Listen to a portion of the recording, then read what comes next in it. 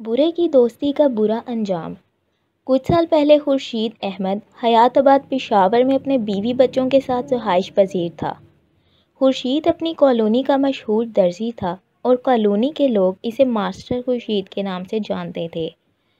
خورشید لوگوں کے کپڑے سلائی کر کے اپنا گھر چلا رہا تھا۔ اس کے گھر میں بیوی کے علاوہ 3 بیٹیاں تھیں۔ ایک بیٹا بھی پیدا ہوا تھا جو بچپن ہی میں کینسر کی بیماری کی وجہ سے وفات پا گیا تھا۔ عمر بڑھنے کے ساتھ ساتھ ماسٹر خورشید کی بینائی بھی کمزور ہونا شروع ہو گئی تھی، لیکن وہ پھر بھی اپنی ذمہ داری بخوبی سر انجام دے رہا تھا۔ خورشید کی بڑی بیٹی رضیہ کی شادی اس کے خالہ کے ہاں ہوئی تھی اور باقی 2 بیٹیاں مسرت اور نازیہ بھی اب شادی کی عمر کو پہنچ چکی تھیں۔ مسرت عمر میں نازیہ سے بڑی تھی اور اس کے رشتے کی بات اس کی پھپھو کے بیٹے تنویر کے ساتھ چل رہی تھی۔ ایک روپیہ جوڑ کر مسرت کے جہیز کا سامان بنایا جا رہا تھا۔ مسرت کا منگیتر تنویر بہت سلجھا ہوا اور نیک لڑکا تھا۔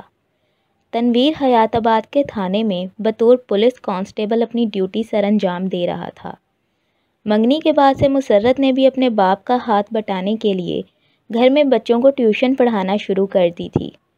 اس کی چھوٹی بہن نازیہ البتہ قدرے سست مزاج اور کام چور لڑکی تھی، جو نہ تو گھر کا کوئی کام کرتی تھی اور نہ ہی کسی کا کہا مانتی تھی، جبکہ گھر کے باقی تمام افراد جو اس سے بڑے تھے اس کو سمجھانا اپنا فرض سمجھتے تھے، لیکن نازیہ سنی انسنی کر دیتی تھی۔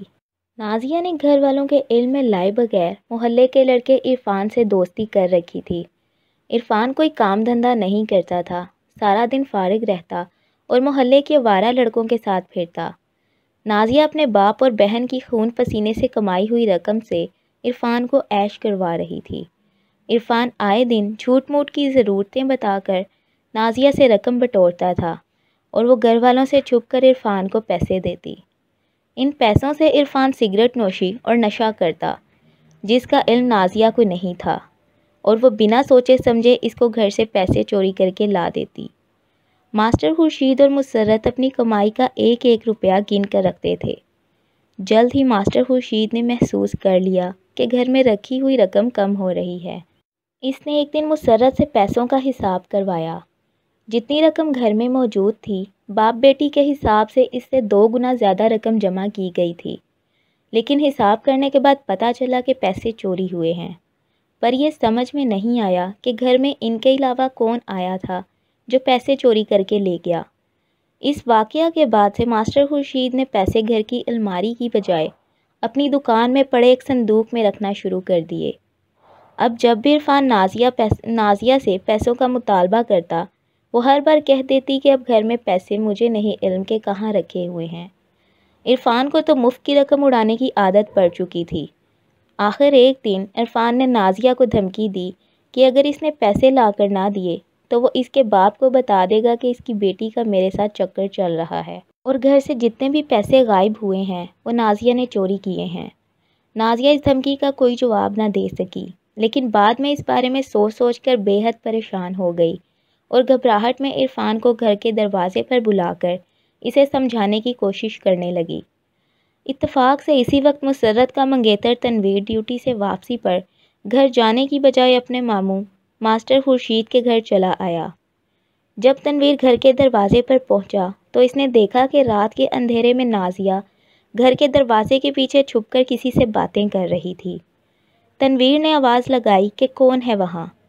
اس کی آواز سنتے ہی نازیہ تیزی سے دروازہ بند کر کے اپنے کمرے میں بھاگ گئی اور عرفان بھی وہاں سے رفو چکر ہو گیا۔ تنویر نے مسرت کو نازیہ کے بارے میں بتایا کہ اس کی یہ حرکت مجھے مشکوک لگی ہے، تم اس پر نظر رکھا کرو، کوئی لڑکا ہے جس کے ساتھ میں نے اسے رات کے اس وقت گھر کے باہر بات کرتے دیکھا ہے۔ یہ بتانے کے بعد تنویر وہاں سے چلا گیا۔ تنویر کی کہی بات مسرت کے دماغ میں ہلچل مچا گئی تھی۔ مسرت کو اس چیز کا بہت دکھ ہوا کہ اس کی بہن کسی غیر مرد سے رات کے اس پہر بات کر رہی تھی۔ اس لڑکے کا نازیہ سے کیا تعلق ہے؟ ڈھیروں سوالات تھے مسرت کے دماغ میں، جن کا جواب وہ نازیہ سے جاننا چاہتی تھی۔ مسرت نے نازیہ کی غیر موجودگی میں والدہ سے بات کی اور ان کو رات کی ساری بات بتائی، جو جاتے ہوئے تنویر مسرت کو بتا کر گیا تھا۔ والدہ نے مسرت سے کہا کہ تم نازیہ پر کڑی نظر رکھا کرو، تمہارا باپ بوڑھا ہو گیا ہے، میں بھی چلنے سے قاصر ہوں، یہ نہ ہو کہ یہ لڑکی ہماری عزت خاک میں ملا دے۔ تمہارا باپ یہ سب برداشت نہیں کر پائے گا۔ مسرت اب نازیہ پر کڑی نظر رکھنے لگی اور نازیہ کو اکیلے بازار جانے سے بھی منع کر دیا۔ نازیہ پر کی گئی سختی کی وجہ سے وہ کافی دن عرفان سے ملنے باہر بھی نہیں جا سکی۔ ایک دن نازیہ اپنی سہیلی کے گھر جانے کے بہانہ کر کے گھر سے نکل گئی۔ مسرت نے اسے جاتے دیکھ کر گھر میں آئے ٹیوشن کے بچوں میں سے ایک لڑکے علی کو، جو تقریباً 14 سال کا تھا، نازیہ کے پیچھے بھیج دیا تاکہ پتہ چل سکے کہ نازیہ اپنی سہیلی کے گھر گئی ہے یا کہیں اور۔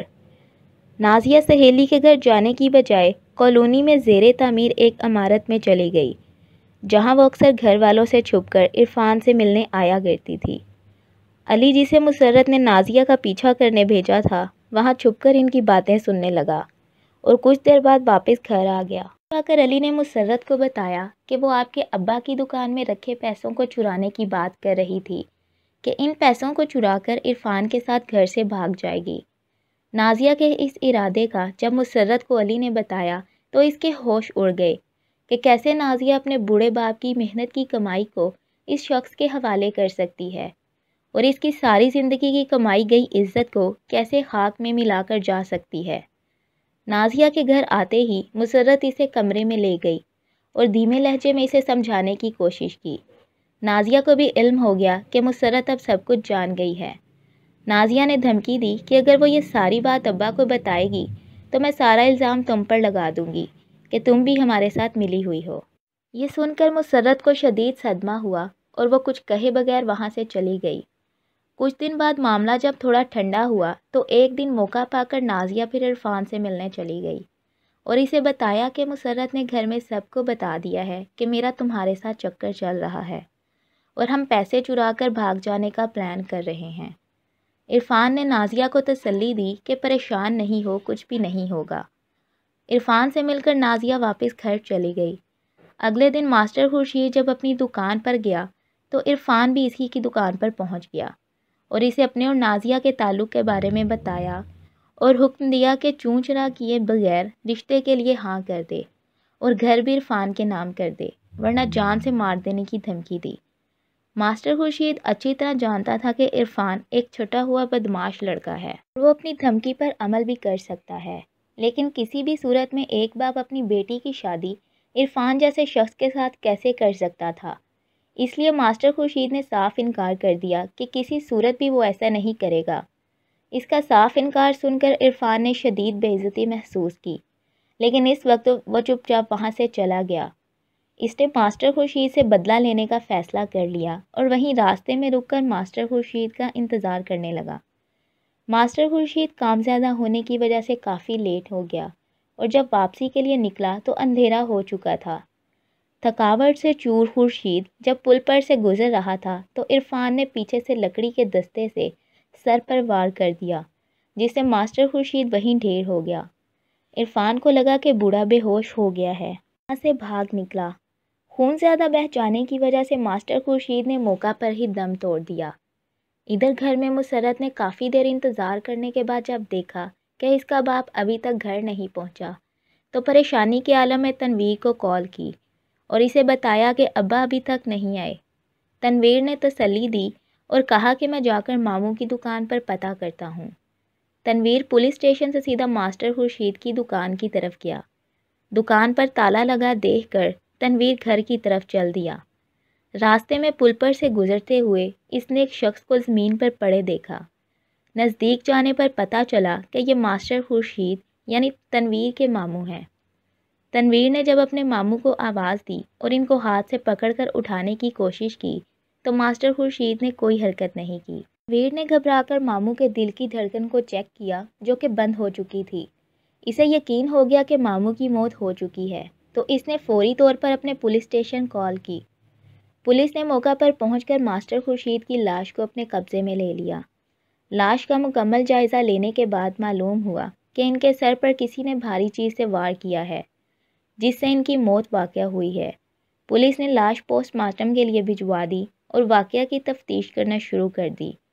مسرت اور اس کی والدہ کو ماسٹر خورشید کی اچانک موت سے شدید صدمہ پہنچا۔ اور جب ذرا ہوش آیا تو مسرت نے ساری بات تنویر کو بتائی کہ کیسے اس کے دیکھنے کے بعد مسرت نے علی کے ذریعے نازیہ کا پیچھا کرایا اور علی نے خبر دی کہ نازیہ اور عرفان ماسٹر خورشید کی دکان سے رقم چوری کر کر بھاگنے کا پلان بنا رہے ہیں۔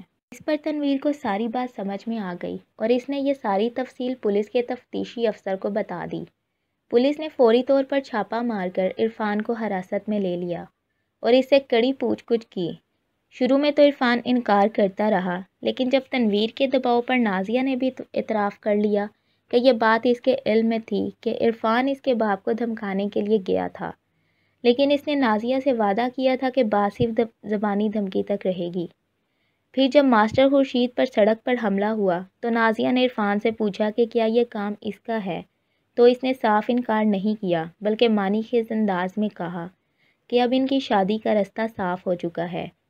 نازیہ یوں تو اپنے گھر والوں کی پرواہ نہیں کرتی تھی، لیکن باپ کے قتل میں شامل بھی نہیں ہو سکتی تھی، اس لیے اس نے صاف طور پر عرفان پر شک ظاہر کیا۔ آخر عرفان نے اپنا جرم تسلیم کر لیا۔